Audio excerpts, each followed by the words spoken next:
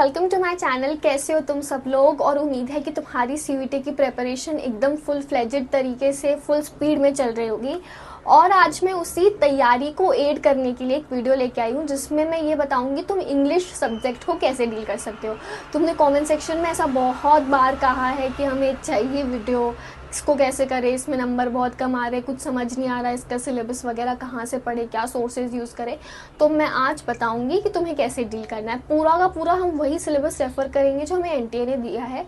ठीक है, मैं तुम्हें पहले भी बहुत बार बता चुकी हूँ कि जो सिलेबस एनटीए ने दिया है वही यूज़ करना है। ठीक है।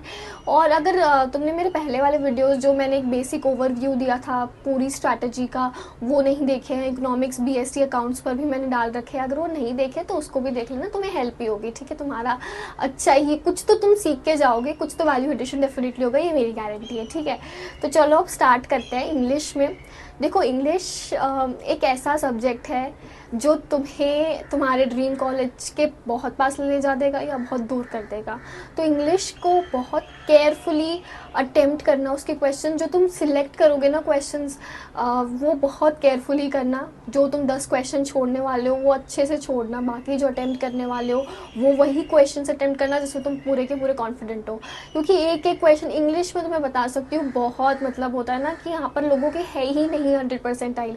और इस बात का मुझे बहुत प्राउड है कि मैंने इंग्लिश में 100% थी, क्योंकि यूजुअली लोगों के इंग्लिश में 100% नहीं आती है। तो अगर किसी का स्कोर सुनोगे, जैसे मेरा भी 790 आउट ऑफ 800 है, बट मेरा जो 10 मार्क्स थे वो बीएसटी में गए थे, इंग्लिश में नहीं गए थे।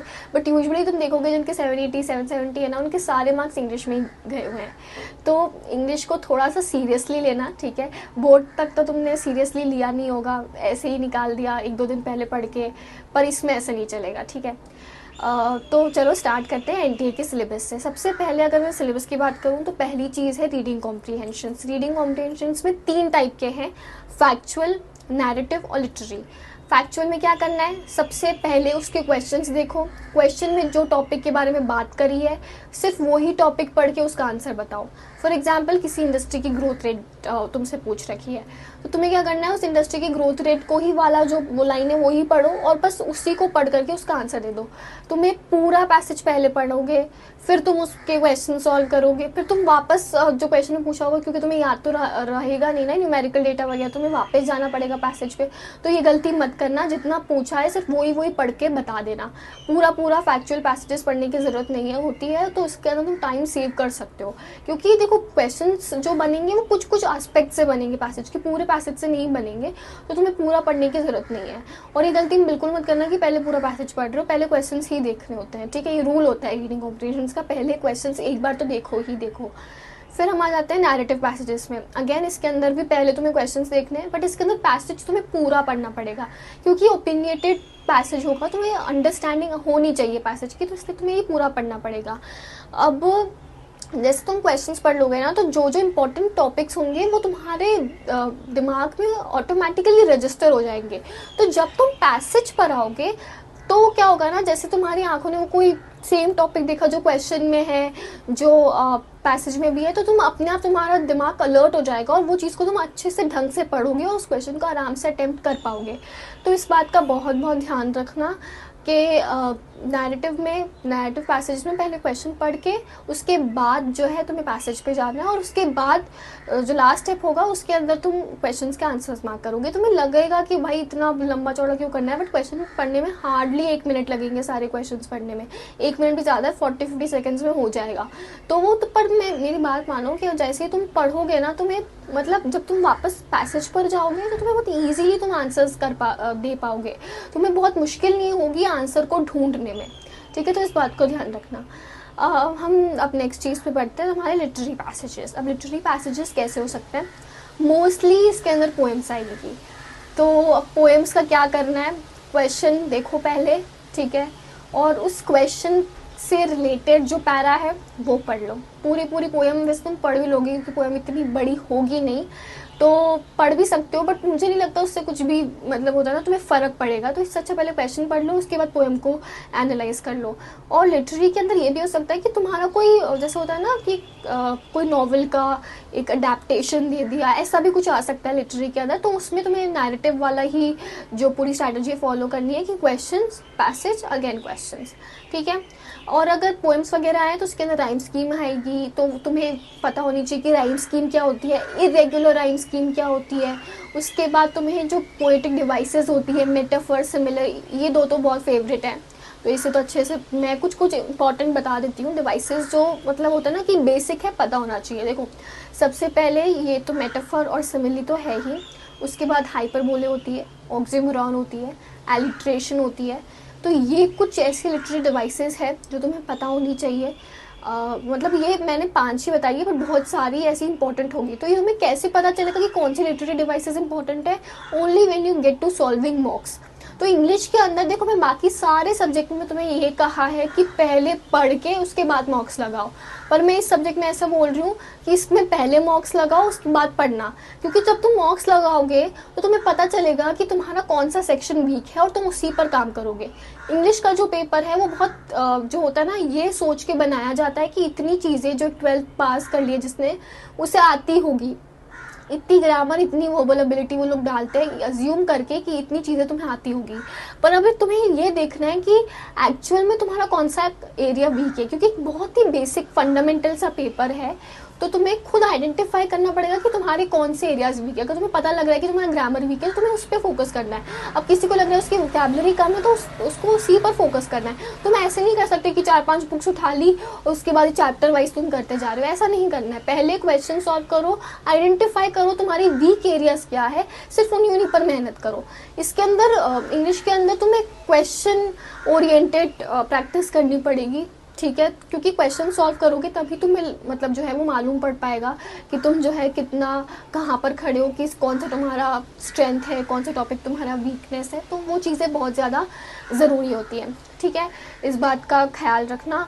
अब ये तो हमारी रीडिंग कॉम्प्रिहेंशंस हो गई। जो तुम्हारा नेक्स्ट टॉपिक एनटीए ने दे रखा है वो है वर्बल एबिलिटी। वर्बल एबिलिटी जैसे होता है ना कि मतलब चेयर इज टू टेबल, ये है, ये रिलेशनशिप है। तो जैसे कुछ और चीज़ दे दी तुम्हें, चेयर और टेबल का एक सेट होता है, राइट। तो तुम्हें दे दिया कि कप और प्लेट, ठीक है, इसका कोरिस्पॉन्डिंग आंसर ही होगा। तो क्वेश्चन क्या आएगा, चेयर कोलन टेबल, ठीक है। उसके बाद जो प्रपोर्शन वाला साइन होता है वो लिखा हुआ आएगा। फिर तुम्हें फॉर एग्जांपल पूछ लिया कप कोलन वॉट, तो तुम्हें उसके अंदर आंसर करना पड़ेगा। ऑप्शन में होंगी बहुत सारी चीज़ें, जैसे हो गया प्लेट, हो गया स्पून, हो गया। तो तुम्हें रिलेट करना पड़ेगा, जैसा अगर ये दोनों सेट है चेयर और टेबल, तो और कौन सी चीज़ जो है वो सेट है। तो कप और प्लेट जो है वो एक पेयर में आते हैं, यूजुअली हम बोलते हैं ना कप प्लेट, तो वैसे। तो ये बहुत कॉमन सेंस वाली चीज़ें हैं, तो उसको तुम्हें उस हिसाब से देखना पड़ेगा। अब इसके क्वेश्चंस कहाँ से लगाओगे, कैसे प्रैक्टिस करोगे, कैसे सीखोगे। देखो अगर तुम्हें सीखने में प्रॉब्लम आ रही है, तुम्हें समझ ही नहीं आ रहा है कि तुम उसको अप्रोच कैसे करोगे, तो तुम्हें क्या करना है, तुम्हें यूट्यूब पे वीडियोस देखने, वो तुम्हें बताएंगे कि क्या ट्रिक्स होती है, कैसे तुम समझ सकते हो, तुम्हें कहाँ प्रॉब्लम आ रही है। वो सारी चीज़ें यूट्यूब के वीडियो से आराम से मिल जाएगी। पर ये याद रखना कि तुम यूट्यूब पे जो वीडियोस देख रहे हो वो बहुत हाई लेवल के नहीं हो, ठीक है। कैट वाले वीडियोस देखने मत बैठ जाना, भी बहुत मुश्किल हो जाएगी। बहुत बेसिक सा है सीयूटी, बहुत फंडामेंटल सा पेपर है, तो उसके अंदर तुम्हें कुछ भी एडवांस नहीं पढ़ना है। बट हाँ ये है कि कंसेप्ट क्लैरिटी इसके अंदर भी ज़रूरी है, इसलिए तुम यूट्यूब के वीडियोज़ देख सकते हो। अब प्रैक्टिस कहाँ से करोगे, सीयूटी ओरिएंटेड मॉक्स, ठीक है। अब तुम्हारा इंग्लिश का जो पूरा सोर्स है वो तुम इन्हीं चीज़ों को बना दो। जो सीयूटी ओरिएंटेड मटेरियल है, तुम इंटरनेट पे इतना सारा भरा पड़ा है कंटेंट, टेलीग्राम पे इतना सारा है। मैं एक चीज़ का नाम अभी नहीं ले सकती क्योंकि मैंने पहले भी बताया कि मल्टीपल सोर्सेज यूज़ करो, तो अलग अलग जगह से अलग अलग चीज़ें पढ़ते रहो, तुम्हारे लिए ही अच्छा होगा। क्योंकि एग्जामिनर ऑब्वियसली एक चीज़ से तो बनाएगा नहीं, एक बुक को यूज़ करके पेपर नहीं बनाएगा, बट बहुत सारी पब्लिकेशंस है।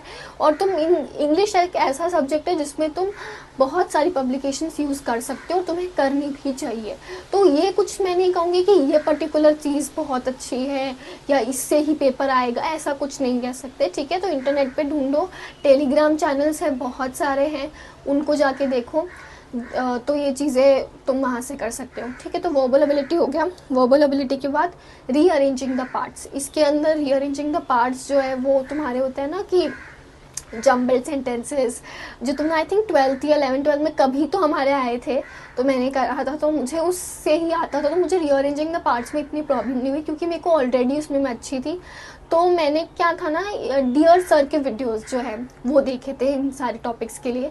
तो मुझे मतलब मैंने डियर सर का वीडियो देखा तो मुझे बहुत अच्छा लगा। मेरी सारी चीज़ें जो डाउट्स वगैरह थे सारे क्लियर हो गए। तो मतलब उसके अंदर कोई खास प्रॉब्लम आई नहीं थी। तो मेरा सजेशन ये है कि रीअरेंजिंग द पार्ट्स और इन सारी चीज़ों के लिए तुम डियर सर को रेफर कर सकते हो। मुझे one of the best YouTube channels लगते हैं इंग्लिश के लिए, ठीक है। तो देख लेना उसको। रीअरेंजिंग द पार्ट्स हो गया। अब नेक्स्ट तुम्हारा है choosing the correct word. Choosing the correct word में स्पेलिंग आती है, जैसे नॉर्मल चीज़ें आएंगी, ऐसे बहुत कुछ वो डिफिकल्ट, जैसे कम्युनिकेशन वर्ड पूछ लिया, ठीक है। अब कम्युनिकेशन में मल्टीपल स्पेलिंग्स दे दी तुम्हें, अब तुम बताओ कि कौन सी करेक्ट स्पेलिंग है। जैसे फॉर एग्जांपल एक ऑप्शन में सिर्फ एक ही एम दे रखा है और एक में 2 एम दे रखे हैं, तो करेक्ट ऑप्शन कौन सा होगा? डबल एम वाला। तो बस ये तो बहुत नॉर्मल चीज़ है ना, मतलब ये तो तुम रीडिंग करते हो, तुम्हें ऑटोमेटिकली आइडेंटिफाई हो जाता है कि करेक्ट वर्ड कौन सा है, नहीं कौन सा करेक्ट वर्ड है, वो सारी चीज़ें हैं उसके अंदर। ये बहुत बेसिक है, इसके अलग से प्रेपरेशन की ज़रूरत नहीं है। ये तुम रीडिंग करोगे ना, जैसे बाकी सेक्शंस की तैयारी करोगे तो उसके अंदर रीडिंग तो होगी, तुम पढ़ोगे तो सही, तो उसी से इस वाले पार्ट की तैयारी हो जाएगी। तो इसके अंदर ज़्यादा कुछ दिक्कत नहीं है। अगेन इसके लिए मैं कहूँगी कि CVT वाले मॉक्स ही सॉल्व करो, तुम्हें पता चल जाएगा कि कौन से वर्ड्स जो है वो बहुत रिपीट हो रहे हैं, कौन से वर्ड्स बहुत फेवरेट है इन पेपर सेटर्स के। तो आराम से हो जाएगा, उसके अंदर कोई दिक्कत नहीं है, ठीक है। रीअरेंजिंग द ये करेक्ट वाली स्पेलिंग जो है, करेक्ट करने वाला, उसके अंदर तुम्हें इतनी टेंशन लेने की ज़रूरत नहीं है, ऑटोमेटिकली नेचुरली तुम कर पाओगे, ठीक है। सिनोनिम्स और एंटोनिम्स के लिए मुझे ऐसा लगता है कि तुम्हें जो है वो डायरेक्टली गूगल पे जाओ, गूगल पे लिखो सिनोनिम्स एंड एंटोनिम्स की लिस्ट और उस पे जाके वैसे ही करना पड़ेगा, ठीक है। ये तो एक ऑल्टरनेटिव अगर तुम इस वाले जो पोर्शन है उसके अंदर बहुत ज़्यादा वीक हो। बाकी मुझे ऐसा लगता है कि तुम क्वेश्चन सॉल्व करने से तुम्हें ऑटोमेटिकली आइडिया आ जाएगा कि तुम्हें क्या चीज़ पर फोकस करना चाहिए, कौन सी कैटेगरी ऑफ वर्ड्स है जो तुम्हें समझ ही नहीं आते हैं, तो उस हिसाब से करो ये चीज़, तो ठीक है। मैं कोई पर्टिकुलर बुक नहीं बताऊंगी, जैसे लोग बहुत बोलते हैं कि वर्ड पावर मेड इजी वगैरह, ये सारी चीज़ें कर लो, पर देखो तुम्हारे पास इतना टाइम नहीं है कि तुम ये सारी बुक्स कर सकते हो। और ये बेसिकली ये जो बुक्स है ना वो बहुत एडवांस लेवल की है, बहुत इन डेप्थ चीज़ें हैं इसके अंदर। तो मैं अभी इस पॉइंट पर तुम्हें नहीं रेकमेंड करूँगी, क्योंकि उसके अंदर तुम बहुत सारा पढ़ लोगे बट उसके अंदर बहुत कम चीज़ होगी जो एक्चुअल में तुम्हारे एग्ज़ाम के लिए काम आएगी, ठीक है। तो मेरे हिसाब से सिनोनिम्स और एंटोनिम्स को रैंडमली गूगल पे सर्च करो और वैसे ही तैयार कर दो, ठीक है। इसके अंदर ज़्यादा मतलब टेंशन लेने की बात नहीं है। अगर तुम रीडिंग वगैरह पे फोकस करते हो, अच्छे से तुम रीड करते हो ना चीज़ों को, तो आराम से सिनोनिम्स एंटोनिम्स निकल जाएंगे, क्योंकि बहुत एडवांस लेवल के तो नहीं आते CVT के अंदर, ठीक है। सिनोनिम्स एंटोनिम्स हो गए। वोकैबुलरी के अंदर तुम्हें बाकी सारी चीज़ों की तैयारी करोगे, वोकैबुलरी आराम से हो जाएगी। बट मेरा ये सजेशन है कि देखो रीडिंग से ही ये सारी जो प्रॉब्लम्स है ना वो मतलब सॉल्व हो सकती है। और देखो इंग्लिश के दूसरा ऑल्टरनेटिव नहीं है। एक तो रीडिंग करो बहुत सारी, जहाँ से जो भी पढ़ सकते हो ना, मतलब देखो टाइम कम है इसका मतलब ये नहीं है कि तुम रीडिंग करने का तुम्हारे पास कोई ऑप्शन नहीं है। रीडिंग तुम्हें अगर तुम अभी 15 डेज़ है तो अगर उन 15 डेज़ में भी अगर तुम रीडिंग अच्छे से कर लेते हो तो मेरे ख्याल से आधी चीज़ें तो तुम्हारी वहीं पर सॉल्व हो जाएगी। तो रीडिंग तो अगर अभी भी नहीं करी तो रीडिंग करनी अभी स्टार्ट कर दो। अब रीडिंग तुम नॉवल वगैरह उठा के नहीं बैठोगे, तो अगर 15 दिन भी है तो मेरे हिसाब से तुम इंग्लिश न्यूज़पेपर्स पढ़ो, बहुत सारी चीज़ें वहीं से कवर हो जाएगी। क्योंकि देखो CVT जो पेपर है वो NTA बनाता है, गवर्नमेंट एजेंसी है, ठीक है। और मतलब चांसेस यही रहते हैं कि जो कॉमन वर्ड्स चल रहे हैं अभी बहुत ट्रेंड में चल रहे हैं वही वर्ड्स तुम्हें देंगे। तो वो वर्ड्स तुम्हें कहाँ से पता चलेंगे? वो न्यूज़पेपर से पता चलेंगे। और न्यूज़पेपर यूजुअली अच्छा ही होता है रीड करना, तो रीड कर लिया करो, इंग्लिश न्यूज़पेपर्स रीड करो। मेरे हिसाब से अभी तुम्हें इंडियन एक्सप्रेस स्टार्ट कर देना चाहिए। देखो वैसे आइडियली लोग द हिंदू बोलते हैं, मैं अभी इसलिए नहीं बोल रही हूँ क्योंकि तुम्हारे पास टाइम कम है। तुम द हिंदू देखोगे तो डर जाओगे और पढ़ना बंद कर दोगे। इससे अच्छा ये है कि अभी लिमिटेड टाइम में अगर तुम नहीं पढ़ते हो कोई इंग्लिश न्यूज़पेपर तो तुम स्टार्ट करने के लिए इंडियन एक्सप्रेस पढ़ना स्टार्ट कर दो। ट्रेंडी वर्ड्स जो होते हैं, जो इंपॉर्टेंट वर्ड्स है, एटलीस्ट वो तो तुम्हारे कवर हो ही जाएंगे।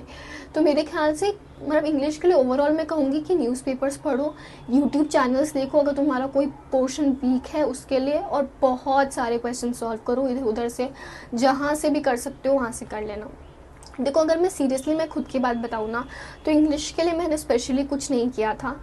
और तुम लोग बहुत मेरे नोट्स भी मांग रहे हो, मुझे डीएम वगैरह भी करते रहते हो कि नोट्स भेज दो वगैरह, बट मैं ऐसा नहीं कि मैं शेयर नहीं करना चाहती, मैंने जेन्युइनली मैं बनाए नहीं है भाई। मैंने ये सीयूईटी की तैयारी बहुत लेट स्टार्ट की थी और मेरे पास टाइम नहीं था नोट्स बनाने का, तो मेरे पास कोई भी टाइप के मैंने ना नोट्स बनाए थे और इसलिए मेरे पास है भी नहीं, तो मैं तुम्हारे साथ नहीं शेयर कर सकती अनफॉर्चुनेटली, ठीक है।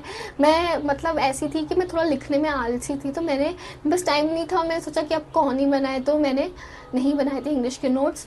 और एडिशनली मेरे पास एक एडवांटेज था कि मैंने क्लैट जो है मतलब मैं क्लियर कर चुकी हूँ और क्लैट की मैंने तैयारी भी करी थी, तो उसमें क्लैट में ना ये सारी चीज़ें बहुत पढ़नी पड़ती है, तो मैंने ऑटोमेटिकली ये जो इंग्लिश वाला पेपर है वो ऑटोमेटिकली बहुत ज़्यादा स्ट्रॉन्ग हो गई थी उसकी फाउंडेशन, तो मुझे इतनी दिक्कत नहीं आई थी इंग्लिश में, ये मेरा पर्सनल एक्सपीरियंस है, ठीक है। तो पर मेरी अगर तुम बात मानोगे, रीडिंग वगैरह करोगे, मतलब अपने वीक टॉपिक्स पे काम करोगे, बहुत सारे क्वेश्चंस लगाओगे तो आराम से हो जाएगा, ठीक है। ये एक बात हो गई। और देखो मैं यूट्यूब चैनल्स का बार बार इसलिए बोलती हूँ कि यूट्यूब चैनल का वीडियो देखा करो वगैरह, इसलिए क्योंकि देखो तुम्हारा जो वोकेबलरी वाला पार्ट है ना इंग्लिश सेक्शन के अंदर, उसके अंदर लैटिन वर्ड्स भी आ जाते हैं, मतलब पता नहीं क्यों ये लोग डालते हैं लैटिन वर्ड्स वगैरह उसके ट्रांसलेशन, तो वो सब क्या होता है तुम्हें एक तो न्यूज़पेपर से भी पता चल जाता है, क्योंकि उसके अंदर भी जो फेमस लैटिन वर्ड्स होते हैं ना वो सब आ जाते हैं, तो वैसे हो जाता है, कोई दिक्कत नहीं आती, ठीक है। तो मतलब ये बात है। और मैंने अपने एग्ज़ाम के एक दिन पहले यूट्यूब पे वीडियो देखा था, उसके अंदर एग्जैक्टली जो लैटिन वर्ड उन्होंने बताया था वो सेम वर्ड मेरे एग्ज़ाम में आ गया। और मैंने मतलब मुझे क्योंकि मैंने एक दिन पहले ही वो वीडियो देखा था, तो इसलिए मैं अच्छे से उस क्वेश्चन को अटैम्प्ट कर पाई, और मेरा मतलब एक क्वेश्चन है उस वीडियो की वजह से करेक्ट हो गया। नहीं तो लैटिन वर्ड तो ऐसा था ना कि अब अगर तुम्हें आता है तो आता है, नहीं आता तो नहीं आता।